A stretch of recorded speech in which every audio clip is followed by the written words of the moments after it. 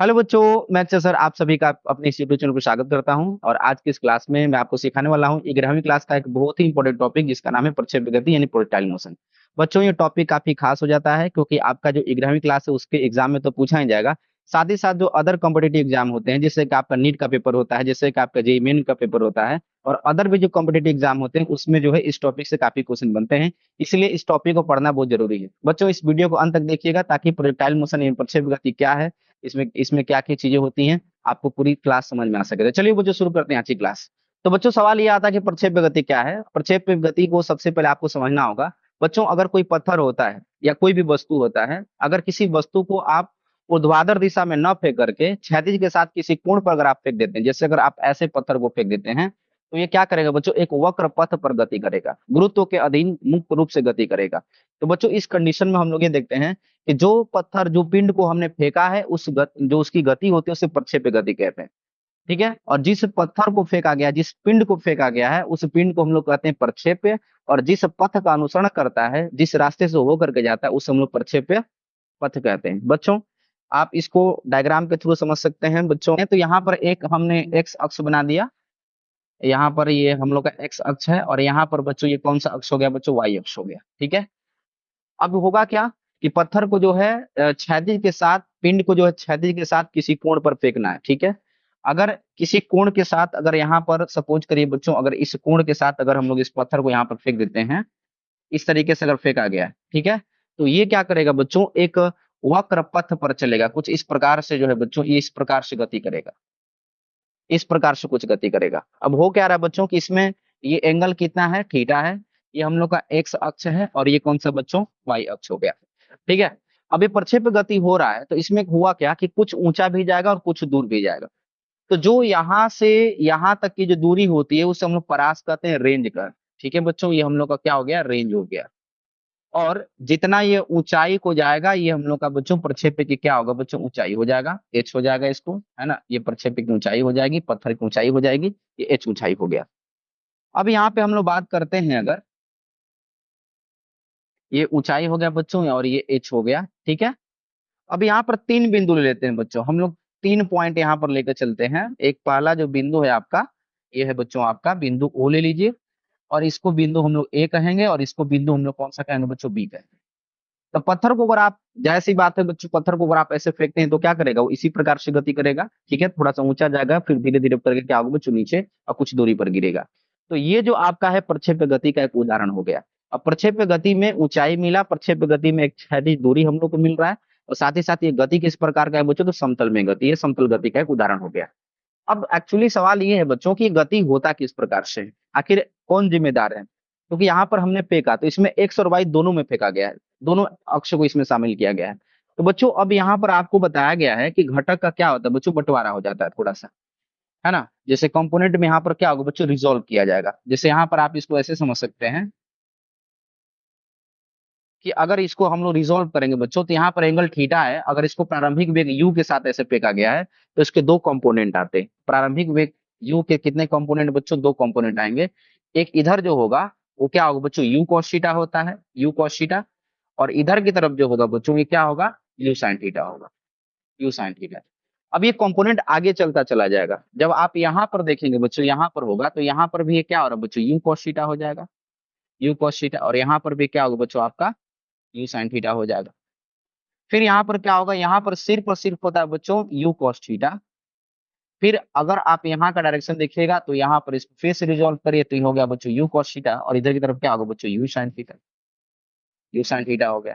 फिर यहाँ पर भी जब देखेंगे बच्चों तो ये क्या होगा, यू कॉस थीटा होगा, और यहाँ पर जब देखिएगा तो क्या होगा बच्चों, यू साइन थीटा हो जाएगा। ठीक है। तो यहाँ पर एक नहीं बल्कि दो प्रकार के हम लोग को वेग का जो है कंपोनेंट मिल रहा है, दो घटक मिल रहा है। एक वो है जो इसको एक्स में लेके जाना चाह रहा है, और एक वो है जो इसको वाई में लेके जाना चाह रहा है। तो बच्चों, हम लोग यहाँ पर ये देखते हैं कि अगर हम लोग क्षैतिज वेग की बात करते हैं, तो क्षैतिज अगर हम लोग बात करते हैं क्षैतिज, और एक साथ अगर हम लोग बात ऊर्ध्व की भी करेंगे, ठीक है। तो यहाँ पर बच्चों, जब हम लोग क्षैतिज की बात करते हैं, यानी सारा एक्स की बात करें या क्षैतिज की बात करें, ठीक है, क्षैतिज गति में अगर हम लोग बात करते हैं, तो बच्चों यहाँ पर हम लोग लेके चलते हैं प्रारंभिक वेग। जैसे अगर प्रारंभिक वेग कहा जाए, तो प्रारंभिक वेग यू एक्स बराबर ठीक है बच्चों, क्योंकि एक्स दिशा है, क्षैतिज वाला कौन सा है बच्चों, आपका एक्स अक्ष पर हो रहा है। तो यू एक्स बराबर क्या होगा बच्चों, यू cos थीटा हो जाएगा। ठीक है। अच्छा, क्षैतिज दूरी की बात करिएगा तो क्षैतिज दूरी यानी रेंज, यानी क्या है बच्चों, आर है, जो कि क्या है बच्चों, हम लोग परास कहते हैं। और यहाँ पर ये आपका एस एक्स यानी विस्थापन। ठीक है बच्चों, कौन सा विस्थापन, और आपका क्षैतिज दिशा वाला हम लेके चल रहे हैं। तो क्षैतिज में बच्चों विस्थापन एस एक्स बराबर कितना हो रहा है बच्चों, आपका आर हो रहा है। तो यहाँ पर क्या होगा बच्चों, आर हो जाएगा। एक चीज और है, इंपॉर्टेंट है, वो है बच्चों त्वरण। जब हम लोग त्वरण की बात करते हैं, क्षैतिज वाला नहीं, एक्स ए एक्स वाला। तो अब देखो यहाँ पर भी क्या है बच्चों, यू cos थीटा है, यहाँ पर भी यू cos थीटा है, यहाँ पर भी you cos theta, you cos theta, you cos theta है। एक बात तो यहाँ पर समझ में आ रहा है बच्चों कि यू cos थीटा एक ऐसा है, यानी जो क्षैतिज घटक है वो कहीं पर भी चेंज नहीं हो रहा है, न ही इसका दिशा बदल रहा है, न इसका मान बदल रहा है, मतलब नहीं दिशा में परिवर्तन हो रहा है, न इसके परिमाण में परिवर्तन हो रहा है। तो आप इसको कह सकते हैं बच्चों की क्षैतिज वाला जो वेग है वो क्या है बच्चों, नियत है। और क्षैतिज वाला वेग जब नियत होगा तो उस कंडीशन में हम लोग कह सकते हैं कि ये त्वरण का मान क्या होगा बच्चों, जीरो होगा। यानी यहाँ पर त्वरण का मान क्या हो गया, जीरो। तो क्षैतिज वाली कहानी हो गई। जब हम लोग ऊर्ध्व की बात करते हैं तो ऊर्ध्व में बच्चों क्या क्या होगा, अगर ऊर्ध्वाधर में बात करेंगे, ऊर्ध्वाधर गति में देखिए बच्चों, ऊर्ध्वाधर गति की अगर हम लोग बात करते हैं तो इसमें अब क्या होगा, देखिए इसमें भी दो तीन चीजें आगे निकल करके। पहला अगर हम लोग बात करते हैं बच्चों, यू वाई की बात करते हैं, तो यहाँ पर प्रारंभिक वेग यू वाई बराबर क्या होगा बच्चों, यू साइन थीटा हो रहा है। ठीक है, यू साइन थीटा। ठीक। इसके बाद हम लोग जब विस्थापन की बात करते हैं वाई दिशा में, यानी ऊर्ध्वाधर वाला विस्थापन की बात करते हैं, तो यहाँ पर एस वाई बराबर क्या होगा बच्चों, ऊंचाई वाला टर्म हो जाएगा आपका एच वाला। ठीक है, जैसे इसमें आर था क्षैतिज वाले में, ऊर्ध्व वाले में क्या होगा बच्चों, एच हो जाएगा। और यहाँ पर जब हम लोग बात कर रहे हैं त्वरण का, है ना, जब त्वरण की बात करते हैं तो यहाँ पर ए वाई बराबर क्या होता है, चूंकि ये गुरुत्व के अधीन ऊपर गया है और गुरुत्व के अधीन ही नीचे आया हुआ है, तो बच्चों यहाँ पर ए वाई का मान कितना होगा बच्चों, जी के बराबर होगा, गुरुत्वीय त्वरण के बराबर। एक्चुअली इसको हम लोग माइनस जी, ए वाई बराबर क्या करेंगे बच्चों, माइनस जी। ये बात आपको बताया जा चुका है, ए वाई बराबर क्या होगा, माइनस जी। ठीक है, गुरुत्व के अधीन हो रहा है, जी हमेशा नीचे की तरफ है, आगे हम लोग इसको साइन कन्वेंशन में नेगेटिव का लेकर चलते हैं। तो बच्चों ये देखिए, हमने इसको पूरा का पूरा बांट दिया है, प्रक्षेप गति आखिर क्यों हुआ, अब आपको खुद सोचना है कि आखिर इसको बढ़ाने वाला वेग का कौन सा कंपोनेंट है। तो बच्चों इसको आगे की तरफ बढ़ाने वाला वेग का हम लोग देखते रहे कि यू कॉशिटा है, यू कॉशिटा इसको जो आगे की तरफ लेके जाना चाह रहा है, और इसको ऊपर और नीचे ले जाने का काम कौन कर रहा है बच्चों, you sine theta. You sine theta ऐसा कंपोनेंट है जो बच्चों बदल जा रहा है। अब देखिए यहाँ से यहाँ तक यू साइन थीटा क्या है बच्चों, ऊपर की दिशा में गया है, देखिए यहाँ पे अपवर्ड डायरेक्शन में है, यहाँ पर भी अपवर्ड डायरेक्शन में है। यहाँ पर क्या है बच्चों, यू साइन थीटा तो बिल्कुल गायब ही हो गया, इसके बाद देखिए डाउनवर्ड डायरेक्शन में हो गया, मतलब ऊपर ले जाने की भी जिम्मेदारी यू साइन थीटा की है, और नीचे भी ले आने की जिम्मेदारी किसकी बच्चों, यू साइन थीटा की है। लेकिन यू cos थीटा का काम क्या है, सिर्फ और सिर्फ आगे बढ़ाना। ठीक है बच्चों, उम्मीद करते हैं कि इतनी बात आपको समझ में आ गई होगी। अब देखिए एक एक टर्म को आप समझेंगे कि इसमें कौन कौन से टर्म जो है काफी यूजफुल होते हैं, इस्तेमाल किए जाते हैं। जैसे प्रक्षेप गति से संबंधित कुछ परिभाषाएं, है ना, क्या क्या इसके अंतर्गत कुछ डेफिनेशन, कुछ टर्म को आपको जानना जरूरी है। जैसे प्रक्षेप की ऊंचाई क्या होता है, उड्डयन काल क्या होता है, क्षैतिज परास क्या होता है। तो बच्चों अगर हम लोग इसको देखते हैं आगे चल करके, तो प्रक्षेप की जो ऊंचाई होती है, अब देखिए सोचने की बात है कि प्रक्षेप की जो ऊंचाई होगी, क्या कहता है कि प्रक्षेप गति के दौरान ऊर्ध्वाधर दिशा में पिंड अधिकतम जितनी ऊंचाई तक जाता है। ठीक है, आप डायग्राम से देख लो बच्चों, डायग्राम में ऑलरेडी आपको ये चीज मैंने बताया था। जैसे बिंदु ओ हो गया, बिंदु ए हो गया, और बिंदु कौन सा हो गया बच्चों, बी हो गया। तो बिंदु ए पर क्या है, ये अधिकतम ऊंचाई पर है, बिंदु ए पर अधिकतम ऊंचाई पर है, तो जो आपका ये ए वाला है वो अधिकतम ऊंचाई का टर्म हो जाएगा। तो बच्चों यहाँ पर देखिए वही बात कहता है कि प्रक्षेपिक ऊंचाई का से क्या तात्पर्य है कि अधिकतम बिंदु तक जो जाता है, यानी बिंदु ए पर जो गया हुआ है, डायग्राम में आपको ये चीज दिख रहा होगा, तो ये अधिकतम ऊंचाई कहलाएगा। बच्चों अब अधिकतम ऊंचाई के लिए फॉर्मूला निकालना चाहते हैं, तो अब देखिए यहाँ पर अधिकतम ऊंचाई निकालना है, चूंकि एच का मान निकालना है। अब यहाँ पर हम लोग ये निकालना है बच्चों अधिकतम ऊंचाई का मान। ठीक है, अधिकतम ऊंचाई, प्रक्षेप की अधिकतम ऊंचाई। बच्चों जब ऊंचाई की जब हम बात करेंगे तो इसके लिए क्या करना पड़े, देखिए हमारे पास गति के तीन समीकरण, पहला समीकरण है v बराबर यू प्लस, तीन समीकरण v बराबर क्या है बच्चों, u प्लस ए टी, जो पहला समीकरण होता है। दूसरा होता है s बराबर होता है बच्चों U T plus half A T square होता है। और तीसरा जो समीकरण होता है v स्क्वायर बराबर क्या होता है बच्चों, you square plus two S होता है। यही तीन इक्वेशन होते हैं। अब इन्हीं तीनों इक्वेशन का यूज करके जो है हम लोग निकाल सकते हैं। तो बच्चों अगर ऊंचाई निकालना तो देखिए हमारे पास दो फॉर्मूले, एक तो इसमें तो ऊंचाई का कोई टर्म है ही नहीं, तो पहला इक्वेशन लगा नहीं सकते हैं। सेकंड इक्वेशन लगेगा, लेकिन इसके लिए हम लोग को टाइम चाहिए होगा। बच्चों थर्ड इक्वेशन को अप्लाई किया जा सकता है। तो थर्ड इक्वेशन को अगर अप्लाई करिएगा तो सारी कहानियां किस में होंगी बच्चों, वाई में होंगी। ठीक है, क्योंकि यहाँ पर ऊंचाई की बात है, और ऊंचाई ऊंचा और नीचे लेकर के जाने वाला कौन है हम लोग का, देखना है यू साइन थीटा का जो है वही है, ठीक है। मतलब वेग का यू साइन थीटा घटक है जिसको ऊपर और नीचे लेकर के आ रहा है। तो बच्चों ऊंचाई किसकी वजह से मिलता है, यू साइन थीटा की वजह से। तो बच्चों अधिकतम ऊंचाई के लिए हम लोग फॉर्मूला वी वाई स्क्वायर बराबर क्या हो जाएगा, u y square plus 2a y, और यहाँ पे क्या होगा बच्चों, एस वाई हो जाएगा, ठीक है। ये देखिए तीसरा इक्वेशन है गति का। अब देखो बच्चों इसमें आप डायग्राम से समझ लीजिए कि अधिकतम ऊंचाई पर, क्योंकि ऊंचाई वाला बिंदु कौन सा है बच्चों, ए है, और प्रारंभिक बिंदु कौन सा बच्चों, ओ है। तो प्रारंभिक बिंदु आपका जो है वाई वाला वेग कितना है, यहाँ पर यू वाई का मान जो है बच्चों वो क्या है आपका, यू साइन थीटा है, और यहाँ पर यू एक्स का मान कितना है बच्चों, यू कोस थीटा है। तो प्रारंभिक वेग का तो मान हम लोग यू साइन थीटा लेंगे। अब कितना ऊंचा गया है, तो ऊंचाई के लिए आपको बिंदु ए लेना होगा बच्चों, ये ए पर ही तो गया है। अब यहाँ पर बताइए वाई वाला कोई कंपोनेंट है क्या, वाई वाला तो कोई मान है ही नहीं। इसका मतलब प्रारंभिक वेग यू साइन थीटा है और अधिकतम ऊंचाई पर भी वाई यानी अंतिम वेग हो क्या बच्चों, जीरो है। इस बात को ध्यान दीजिएगा, एक बार और समझ लीजिए। प्रारंभिक वेग आप तो यू साइन थीटा मिल रहा है, लेकिन बिंदु ए पर अगर आप चल करके आ रहे हैं, तो बिंदु ए पर आपको मेरे भाई यहाँ पर कोई वेग है ही नहीं वाई वाला, सिर्फ और सिर्फ कौन सा बच्चा है, एक्स वाला है, यू कॉस थीटा वाला है। यानी भी वाई का मान क्या हो जाएगा बच्चों, जीरो हो जाएगा। यानी भी वाई का मान यहाँ पर क्या होगा, जीरो। अच्छा यू वाई का मान you sine theta, you sine theta का स्क्वायर हो जाएगा प्लस 2। इसके बाद बच्चों बताए थे, यहाँ पे देखिए सबसे पहले जो आपको मैं यहाँ पर समझाया था, ये वाला, इस वाले में देखिए कि हम लोग का जो ये एस वाई होता है एच होता है, ए वाई जो होता है क्या होता है बच्चों, माइनस जी होता है। तो आप जो है इसको यहाँ पर एस वाई का मान कितना होगा बच्चों, एच हो जाएगा। अच्छा यहाँ पर जब देखेंगे तो जीरो इक्वल टू क्या होगा बच्चों, यू स्क्वायर, और ये क्या हो गया साइन स्क्वायर थीटा। अच्छा प्लस इंटू माइनस क्या होगा, 2gh हो जाएगा बच्चों। अब इस टर्म को इधर लेकर के आइए, तो 2gh इक्वल टू क्या होगा बच्चों, you square sine square theta. तो बच्चों यहां से जब मान निकालना होगा, एच का मान निकालना होगा ऊंचाई का, तो ऊंचाई वाला टर्म कौन सा है बच्चों, आपका एच वाला है।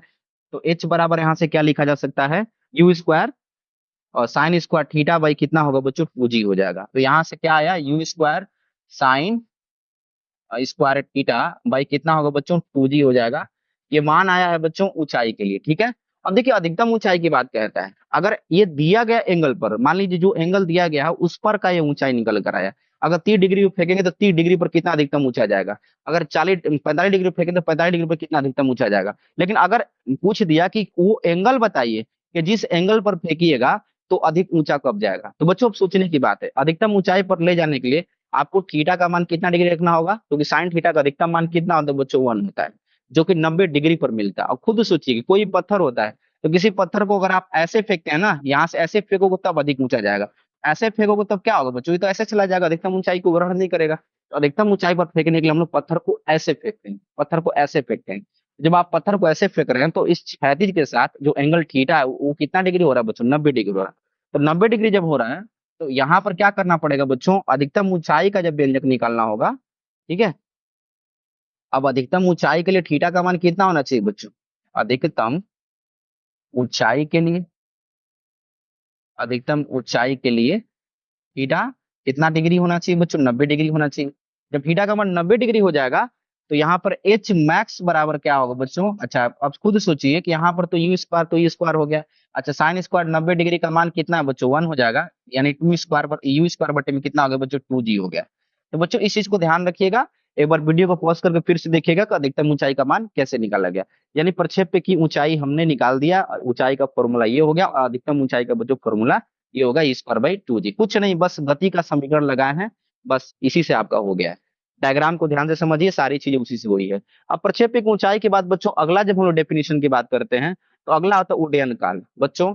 यानी कितनी देर तक हवा में रहा, जैसे अगर आपने पत्थर को फेंका, जैसे पत्थर को अगर हमने से फेंका धड़ाम, पत्थर गया गया जाकर के गिर गया, आखिर कुछ ऊंचा गया है, तो ऊंचाई का तो हमने निकाल दिया, कुछ समय लगा होगा ऊपर जा करके फिर आने में कुछ समय लगा होगा, उसी टाइम का मान बच्चों आपको क्या करना है, निकालना है।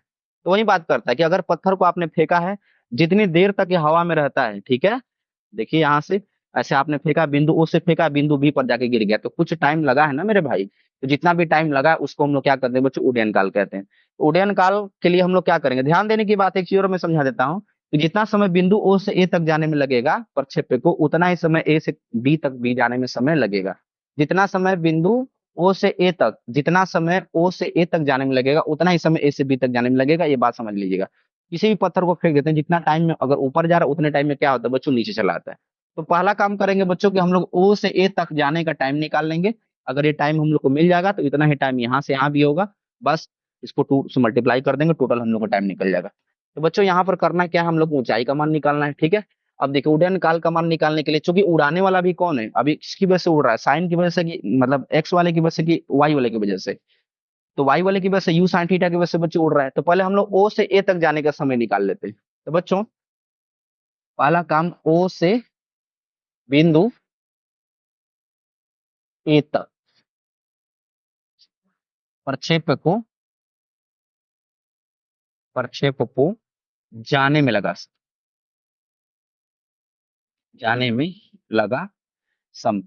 बच्चों ये हम लोग निकाल लेते हैं, ठीक है, कितना समय लगा है प्रक्षेप को कहां से कहां जाने में, ओ से ए तक जाने में लगा समय हम लोग निकाल लेते हैं। तो बच्चों ओ से ए तक जाने में लगा समय निकालना है, तो समय के लिए क्या, या तो फर्स्ट इक्वेशन यूज करें या तो सेकंड या तो थर्ड। तो बच्चों हम लोग फर्स्ट इक्वेशन यूज करते हैं, कौन सा, वी वाई बराबर क्या होता है बच्चों, u y plus a y, और यहाँ पे क्या होता है बच्चों टी, ठीक है।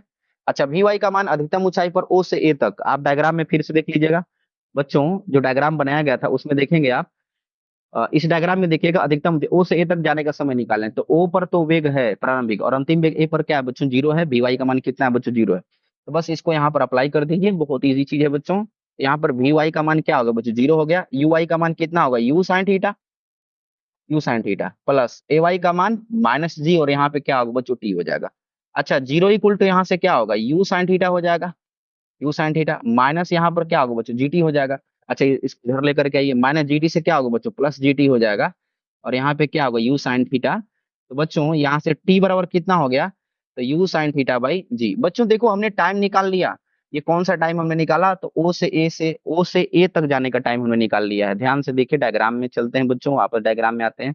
ये समय हमने ओ से ए तक जाने में निकाल लिया। अच्छा, इतना ही समय ए से बी तक जाने में भी लगेगा। तो बच्चों इतना ही समय लगेगा, तो मतलब क्या कि अगर 2 सेकंड में ऊपर जा रहा है तो 2 सेकंड में नीचे भी आएगा, नहीं कुल कितना समय लगेगा, 2 + 2 यानी कितना होगा बच्चों, 4 हो जाएगा। तो सेम कॉन्सेप्ट यहाँ पर भी हम लोग लगा रहे हैं बच्चों, ठीक है। देखिए, अब देखिए जितना समय आप ओ से ए तक जाने में लगा है उतना समय बच्चों इसको ए से बी तक जाने में लगा है। तो अब लोग करेंगे क्या, अब हम लोग करेंगे क्या बच्चों कि जितना समय आपका ओ से ए तक उतना ही समय ए से बी तक जाने का लगा है, तो कुल समय कितना हो जाएगा, कुल समय, ठीक है, टी बराबर, बच्चों अगर समय टी मान लिया तो इसका भी टी मान लो, बराबर लगता है। तो टी बराबर कितना, टी प्लस टी कितना होगा, 2t। अच्छा, टू, और यहाँ पे टी का मान बच्चों कितना, यू साइन थीटा।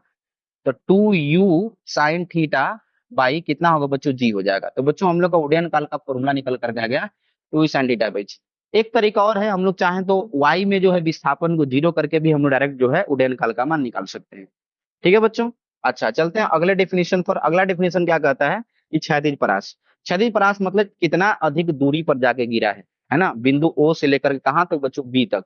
अगर आपने पत्थर को फेंका तो फेंकने के बाद क्या होगा, कुछ दूरी पर जाके गिरेगा, तो जितना वो एक्स दिशा में जितना दूर गिरेगा वो उसका क्या कहलाता है, क्षैतिज परास कहलाता है। क्षैतिज परास निकालने के लिए देखिए, अब एक है बच्चों जो एक्स दिशा में करना पड़ेगा, और एक्स दिशा में सारा टर्मिनोलॉजी देख लीजिए आप, क्या क्या है बच्चों, शुरू शुरू में आपको कराए हैं, है ना, जहाँ पे आपको ये बताएं, देखिए ध्यान से।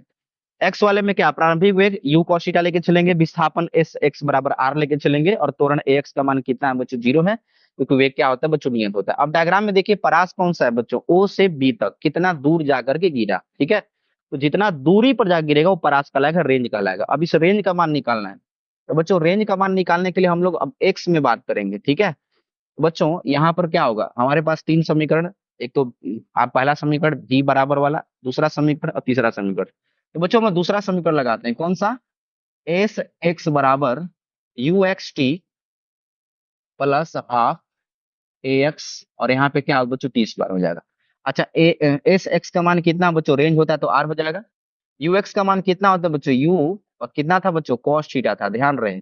और यहाँ पे टाइम, जितना टाइम लगेगा, जितना समय लगेगा, और टाइम कौन सा बच्चों, उड़ान काल वाला, है ना, यानी ओ से बी तक जितना उड़ के गया होगा वो टाइम आपका उड़ान काल का हो जाएगा, प्लस, और यहाँ पे हाफ हो जाएगा, और ये होगा बच्चों जीरो इंटू यहाँ पे क्या होगा, टी स्क्वायर। तो ये जीरो होने की वजह से पूरा टर्म जीरो हो गया। आर बराबर हम लोग क्या है बच्चों, यू कॉस थीटा ये आया, और टी का वैल्यू यहाँ पे रख दीजिए। तो टी का वैल्यू कितना आया था बच्चों? तो ये आता है 2u साइन थीटा बाई कितना था बच्चों? जी आया था। बस बाकी तो ये टर्म जीरो हो गया, क्योंकि यहाँ पे त्वरण का मान जीरो है, तो पूरा टर्म क्या होगा बच्चों? जीरो हो गया। अब ध्यान देने की बात है, रेंज का जो मान आया बच्चों हम लोग का u इंटू यू, तो यहाँ पे क्या होगा बच्चों? यू स्क्वायर हो जाएगा 2 साइन थीटा, और फिर यहाँ पर क्या होगा बच्चों? कॉस थीटा हो गया, अपॉन में कितना होगा बच्चों? जी हो जाएगा। अब ध्यान देने की बात है थोड़ा सा, और आर बराबर यहाँ से जब निकल करके आएगा बच्चों, you square 2 sine theta cos theta, एक देखिए सर्वसमिका होता है, आइडेंटिटी होती है त्रिकोणमिति की, यानी साइन 2 थीटा के बराबर होगा। तो यू स्क्वायर यहाँ पे क्या होगा? यू स्क्वायर, और ये होगा बच्चों साइन 2 थीटा बाई कितना हो गया बच्चों? जी हो गया। ठीक है, देखिए ये हम लोग का रेंज का मान होता है, परास का मान होता है। अच्छा, यहाँ पर भी एक टर्म होता है बच्चों की अधिकतम परास के लिए, क्या होगा जब यहाँ पे अधिकतम परास की बात किया जाएगा? अधिकतम परास। अच्छा, खुद सोचने की बात है बच्चों की अधिकतम परास कब मिलता है? ना ही ऐसे मारने पर मिलेगा, और ना ही ऐसे मारने पर मिलेगा। ऐसे मारने पर तो खुद अपने आप ऊपर गिर जाएगा। तो बच्चों इसमें क्या होगा? यहाँ पर भी मान साइन थीटा का 1 होना चाहिए, और साइन थीटा का अधिकतम मान 90 डिग्री पर मिलेगा। अच्छा, 90 डिग्री कब मिलेगा? जब यहाँ पर 90 रखोगे, तो 90 गुने 2 कितना? 180 हो जाएगा। तो वो नहीं चाहिए, बल्कि यहाँ पर ऐसा रखो कि जो आपको 90 बना दे। तो आपको क्या रखना पड़ेगा? 45 रखना पड़ेगा, तो 45 डिग्री पर। तो अधिकतम परास के लिए बच्चों क्या करना पड़ता है? थीटा का मान कितना डिग्री? 45 डिग्री। कितना रखिएगा? 45 डिग्री, 45 डिग्री की। अब देखिए आर बराबर जब रखिएगा, तो यहाँ पे क्या? यू स्क्वायर बाई कितना होगा बच्चों? जी। तो याद रखिएगा मैक्सिमम रेंज का मान कितना होता है? यू स्क्वायर बाई जी होता है। तो बच्चों अधिकतम ऊंचाई का मान यू स्क्वायर बाई 2 जी, जो कि एंगल 90 डिग्री पर मिलता है, और अधिकतम परास का मान यू स्क्वायर बाई जी, जो कि 45 डिग्री पर मिलता है। यही वजह होता है कि बच्चों क्रिकेट का खिलाड़ी अगर किसी गेंद को बल्ले पर अगर 45 डिग्री पर आती है, तो बहुत ही दूर उसका सिक्स रन जाता है, बाउंड्री लाइन से बहुत दूर जाता है ना बच्चों? तो ये तरीका होता है आपका। तो इस तरीके से जो है ये चीज हुआ। कुछ जो है बच्चों, अब न्यूमेरिकल की बात करते हैं, कुछ सवाल की अगर हम लोग बात करते हैं। आइए लगे हाथ फॉर्मूले पर आधारित कुछ सवाल भी कर लेते हैं। जैसे पहला सवाल है बच्चों, क्रिकेट की एक गेंद 15 मीटर प्रति सेकंड के क्षैतिज वेग, क्षैतिज तल से 30 डिग्री का कोण बनाती हुई फेंकी जाती है। बच्चों आप चाहें तो इस क्वेश्चन का जो है आप वीडियो को पॉज करके खुद से भी ट्राई कर सकते हैं। देखिए सवाल में क्या कर रहा है बच्चों, प्रारंभिक वेग का मान दे रखा है। प्रारंभिक वेग यू बराबर कितना दिया है बच्चों? ये दिया आपका 15 मीटर प्रति सेकेंड दे रखा है, और एंगल थीटा का मान कितना डिग्री दिया है बच्चों? 30 डिग्री दिया है। अब आपसे पूछा क्या है? गेंद का उड्डयन काल बताइए। उड्डयन काल बच्चों, उड्डयन काल पहला फॉर्मूला क्या होता है उड्डयन काल का? उड़ान का समय, यानी उड्डयन काल पूछा आपसे। उड्डयन काल का बच्चों, उड्डयन काल का फॉर्मूला क्या होता है? अभी थोड़ी देर पहले निकाले थे, टी बराबर, हमें तो याद है, आप बताइए। 2u sin थीटा बाई जी, आप मिला लीजिएगा, ये चीज मैंने लिखवाया था ना। 2u sin थीटा बाई जी। बच्चों टी बराबर आप यहाँ पर वैल्यू पुट करिए, 2 हो गया, यू का मान कितना हो गया? 15 हो गया, और यहाँ पर साइन, और ये थीटा, साइन थीटा का मान कितना डिग्री? 30 डिग्री हो गया बच्चों। यहाँ पे 30 डिग्री, अपॉन में कितना होगा? जी का मान 10 लेके चलिए। ठीक है बच्चों, यहाँ पर जी का मान कितना लेके चलते हैं हम लोग? 10 मीटर प्रति सेकेंड स्क्वायर। अच्छा, ये जब इसको हम लोग करेंगे, तो टी का मान जो हम लोग का आएगा बच्चों यहाँ से, है ना, 15 30, यानी 30 हो गया यहाँ से 30, और इंटू साइन 30 डिग्री का मान कितना होता है बच्चों? 1/2 होता है, तो यहाँ पर हो जाएगा 1/2 हो जाएगा, और अपॉन में यहाँ पर क्या होगा बच्चों? 10 हो जाएगा। अच्छा, यहाँ पर भी देखिए बच्चों, ये कटेगा 15, 15/10, यानी टी बराबर कितना हो जाएगा आपका? 1.5 सेकेंड, यानी उड्डयन काल का मान, उड़ान का समय कितना होगा बच्चों? 1 10। अगला क्या पूछा है कि गेंद द्वारा प्राप्त की गई अधिकतम ऊंचाई। बच्चों अधिकतम ऊंचाई का जो मान दिया है, वो दिए गए टाइम इंटरवल पर आपका दिया गया, दिए गए एंगल पर बच्चों आपको निकालना है। ठीक है, ये नहीं कि अधिकतम ऊंचाई के लिए फॉर्मूला आप स्क्वायर बाई 2 जी इस्तेमाल कर दीजिएगा। वो जब कोण नहीं देता है, तब अधिकतम ऊंचाई के लिए हम लोग उसका इस्तेमाल करते हैं। दिए गए कोण पर कारक अधिकतम कितनी ऊंचाई पर जाएगा। तो बच्चों अधिकतम ऊंचाई का मान जब यहाँ पर निकालना होगा, तो ऊंचाई के लिए फॉर्मूला क्या होता है बच्चों? ऊंचाई, तो ऊंचाई के लिए फॉर्मूला एच बराबर होता है you square sine square theta by 2 जी, है ना बच्चों? इस सारे चीजों को, तीनों फॉर्मूलों को मैंने यहाँ पे लिखवाया था, है ना बच्चों? पहला फॉर्मूला आपका क्या था? जब हम लोग उड्डयन काल की बात किए हैं, तो 2u sin थीटा बाई जी, है ना? छोटे छोटे फॉर्मूला बेस्ड क्वेश्चन आते हैं। दूसरा जो है बच्चों आपका एच का मान यू स्क्वायर और साइन स्क्वायर थीटा बाई कितना होता है बच्चों? 2 जी। आप जाकर के डेरिवेशन में देख सकते हैं। और इसके बाद आपका था यू स्क्वायर, और ये था साइन 2 थीटा बाई कितना था बच्चों जी? ये रेंज का मान था। तीनों पूछा है, तो बच्चों तीनों हम लोग निकाल सकते हैं। एच बराबर यू स्क्वायर, यानी 15 गुणे कितना होगा बच्चों? 15 इंटू साइन स्क्वायर 30 डिग्री, अब बटे में 2 जी, यानी 2 इंटू कितना होगा बच्चों? 10 हो जाएगा। एच बराबर जब इसको कीजिएगा, तो यहाँ पे हो गया 15 गुणे कितना हो गया बच्चों? 15, अच्छा साइन स्क्वायर 30 डिग्री, साइन 30 का मान होता है बच्चों 1/2, स्क्वायर होगा तो कितना 1/में कितना होगा 4 बटे में यहाँ पर क्या हो गया 2 × 10। ठीक है बच्चों, एच बराबर ये क्या होगा 15 गुणे कितना हो जाएगा बच्चों 15, तो यहाँ पे 1/2 इंटू यहाँ पर क्या होगा 10 इंटू कितना होगा बच्चों 4 हो जाएगा। ठीक है, और इसको सॉल्व करने के बाद आपका आंसर 2.18 मीटर बच्चों आना चाहिए, यानी ऊंचाई का मान 2.81 मीटर होगा। ठीक है बच्चों, चलिए नेक्स्ट बच्चों अगला क्या है, अगला जो है नेक्स्ट जो बच्चों आपको निकालना है इसमें जो है ये हो गया। अब नेक्स्ट आपसे क्या पूछा गया है बच्चों, आपसे इसमें नेक्स्ट चीज आपसे पूछा गया है कि अधिकतम कितना दूर गिरे, देख लेते हैं क्या दिया था बच्चों। हाँ पूछा था गेंद द्वारा क्षैतिज परास का मान निकालना है। तो बच्चों परास का सूत्र है ऑलरेडी आपका आर बराबर क्या होता है बच्चों यू स्क्वायर और साइन 2 थीटा बाई कितना होगा बच्चों जी। ठीक है, अच्छा सारा मान दिया है 15 गुणे कितना होगा बच्चों 15 हो जाएगा साइन 2, और यहाँ पे थीटा का मान कितना डिग्री बच्चों 30 डिग्री, अब बटे में जी का मान कितना लेके चलना बच्चों 10। आर बराबर 15 गुणे कितना बच्चों 15 गुणे साइन 2 थीटा, यानी साइन कितना डिग्री होगा बच्चों 60 डिग्री हो जाएगा, बटे में यहाँ पर कितना होगा बच्चों 10 हो जाएगा। अच्छा आर बराबर यहाँ से क्या होगा 15 गुणे कितना होगा बच्चों 15, और यहाँ पे साइन 60 का मान √3/2 होता है, तो यहाँ पर एक काम करेगा 10 गुणे कितना होगा बच्चों 2 हो जाएगा। यहाँ पे 15 गुणे कितना होगा बच्चों 15, √3 का मान 1.732 और डिवाइड बाई कितना होगा बच्चों 10 गुणे कितना हो जाएगा बच्चों 2 हो जाएगा। ठीक है, तो बच्चों यहाँ पे जब हम लोग करेंगे इसको तो यहाँ फाइनली जो है यहाँ पे करने के बाद आना था 19 दशमलव, तो बच्चों यहाँ फर्दर सॉल्व करने के बाद 19.48 और जो है ये मीटर, यानी इतना दूर मीटर जाके गिरेगा बच्चों, इसको थोड़ा सा सॉल्व कर लीजिएगा। तो बच्चों ये फॉर्मूला बेस्ड सवाल था और ये क्वेश्चन जो है बहुत इजी था, आसानी से इसको हो जाएगा। ठीक है, तीनों फॉर्मूले पर।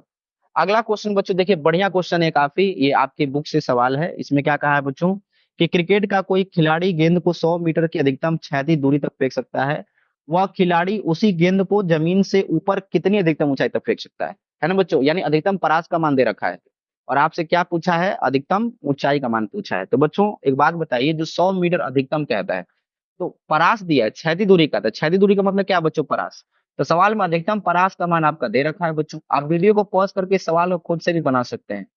अधिकतम परास का मान बच्चों आपका आर मैक्स का मान दे रखा है कितना मीटर, ये दिया है बच्चों आपका 100 मीटर, कितना मीटर दिया है बच्चों 100 मीटर। ठीक है, अच्छा आर मैक्स का फॉर्मूला होता है U²/2G, सॉरी आर मैक्स का फॉर्मूला होता है बच्चों U²/G, यानी U²/G का मान कितना दे रखा है बच्चों आपका 100 मीटर, तो यू स्क्वायर का मान कितना होगा बच्चों यहाँ पे हो जाएगा 100G। ठीक है, यू स्क्वायर का मान आ गया। ठीक है बच्चों, अब कहता है कि अधिकतम ऊंचाई बताइए, तो एच मैक्स का फॉर्मूला क्या होता है बच्चों, एच मैक्स का फॉर्मूला होता है U²/2 भी, आप पीछे जाकर के देख लीजिए वीडियो में पता है। तो एच मैक्स अधिकतम ऊंचाई निकालना है, तो यू स्क्वायर का मान तो ऑलरेडी बच्चों आपके पास है ही, कितना होगा 100G हो जाएगा बाई यहाँ पर कितना है बच्चों 2G होगा, जी से जी कैंसिल हो गया, एक कैंसिल हो गया, कितना मीटर आएगा बच्चों 50 मीटर आएगा, यानी इसका आंसर क्या होगा बच्चों 50 मीटर आएगा। तो देखिए बच्चों ये क्वेश्चन एक फॉर्मुला बेस्ड क्वेश्चन करा दिया और एक थोड़ा सा कॉन्सेप्चुअल बेस्ड आपको क्वेश्चन करा दिया गया है, एंगल वगैरह नहीं दिया है। तो बच्चों मैं उम्मीद करता हूं कि आज की क्लास आपको अच्छी तरह समझ में आ गया होगा। ये प्रक्षेप्य गति का टाइप 1 था बच्चों, टाइप 2 का वीडियो बहुत जल्दी लेकर के मैं आऊंगा। बच्चों यदि आप इस चैनल पर पहली बार विजिट कर रहे हैं तो आप इस चैनल को सब्सक्राइब कर लीजिए, इस वीडियो को लाइक कीजिए, कमेंट कीजिए, शेयर कीजिए। बच्चों मिलते हैं एक नए वीडियो में एक नए टॉपिक के साथ, तब तक के लिए आप अपने ख्याल रखिए। बहुत बहुत धन्यवाद।